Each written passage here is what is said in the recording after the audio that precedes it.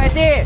อุ้ยมึงนี่ก็ไก่วันวาเลนไทน์เลยได้กูประทันมีอีหยังสิหายแฟนกูตาม กูก็ยังบูมี่ ซื้ออีหยังดีวะอุ้ยมึงหาเสื้อผ้าป้าลองเขาไปเบิ่งบ่มีแต่ตัวงาม โคตรงามเลย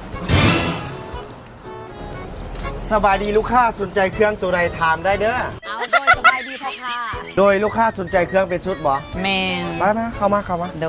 ย เครื่องเป็นชุดห้านเฮาจะมีตัวชุดแบบนี้เด้อแบบนี้แล้วก็แบบนี้ งามในหันมึง แพรเขามันงามนี่มึง ราคาเท่าไห แม่ ร่ น คะ ช่วงนี้มีโปรโมชั่นเด้อใกล้สิฮอดวันวาเล โปร น โม ไทน์ ชั่นวันวาเลนไทน์ แฟนมึง เมนงาม ลูกค้าเอาชุดใด คือนี่ว่าเฮ้ย ตัวนี้งามไหมเท่าไรตัวนี้ ตัวนี้3,700,000ลูกค้า ตาย ลูกค้า ตาย ลูกค้า ตาย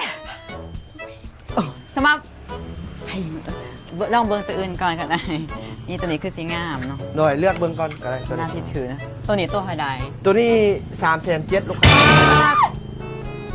เอาบ่มีเงินซื้อก็ออกไปติบ่มีปัญญาวะเครื่องซักนี่ เบิ่งก่อนแบบว่าต้องใส่ราคาแบบว่าถูกหน่อยอ่ะรออีกตัวหนึ่งเนาะเผื่อมันอะไรมาก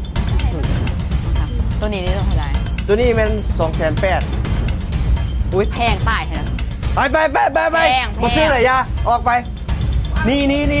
เครื่องซักนี่ก็ยังว่าแพง เพลงตาย มื้อหน้ามันต้องไล่เด้อ ขายเอา ได้เขียนได้เด้อมึงได้เครื่องซักนี่ก็ยังว่าแพง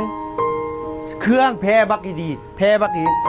มาทุกคนสำหรับไปเรียนคลิปนี้มาเอาโปรโมชั่นเสื้ออนุรักษ์เนาะปกติพ่อค้าขาย199,000 กีบแต่ว่าบ่ขายเนาะราคาเนาะพ่อค้าขายเพียง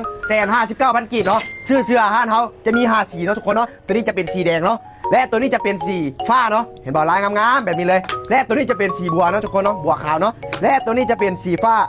เห็นบ่และตัวนี้จะเป็นสีเขียวดำเนาะและสุดท้ายนี่จะเป็นไซส์เด็กน้อยเนาะทุกคนเนาะไซส์เด็กน้อยก็มีเด้ออายุ6 ปีฮอด10 ปีเนาะแล้วก็ของผู้ใหญ่มี M ฮอต 2XL เนาะสำหรับใครที่สนใจเนาะเครื่องพ่อค้าพิมพ์เข้ามาสนใจอยู่ใต้คอมเมนต์เลยเด้อ